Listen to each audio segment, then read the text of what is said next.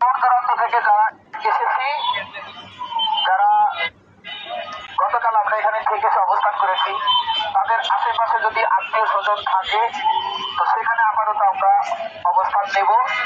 আজকে রাত্রে আমরা একটু কষ্ট করবো আর কি। যেখানে মনে করেন যে অনেক কাছিলার ভাই আছে, সেখানে একজন পরিবর্তে দুজন তিনজন থাকা যায়, এরকম একটু কষ্ট করে ম্যানেজ করে আমরা থাকার চেষ্টা করবো। আর আমরা এখানে থাকার রিস্কটা নিতে চাচ্ছি না বা প্রশাসন দিতে চাচ্ছে না, এটা আপনারা ইতিমধ্যে জানেন। বিভিন্ন জায়গায় অকারেন্স ঘটতেছে, যে কারণে মানে সমস্যা হয়ে গেলে আমাদের উপর দায়টা বর্তাবে। তো আশা করি আপনারা এ ব্যাপারে প্রশাসনের সিদ্ধান্ত মেনে যাতে আমরা বিশেষ যে তাদের হাত দিয়ে যাতে আমাদের সকল কাজটা হয়। আর একটা কথা বলি যে আগামীকাল অবশ্যই এনটিআরসির সামনে অবস্থান করে আমরা কোনো উস্কানিমূলক বক্তব্য বা কোনো কিছু দেব না, কারণ তারা আমাদের ব্যাপারে ফরওয়ার্ডিং করবে।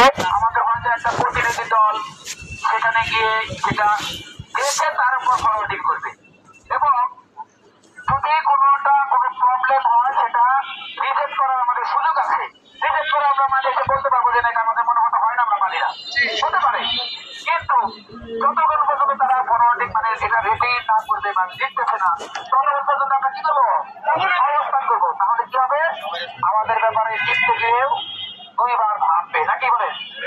তো আমাদের বক্তব্য এতটুকুই যে আপনারা যেভাবে সহযোগিতা করছেন, আপনাদের নিজের জন্যই নিজে সহযোগিতা করছেন, সাথে আমাদেরও সহযোগিতা হচ্ছে, আমরাও কাজটা এগিয়ে নিয়ে যেতে পারতেছি।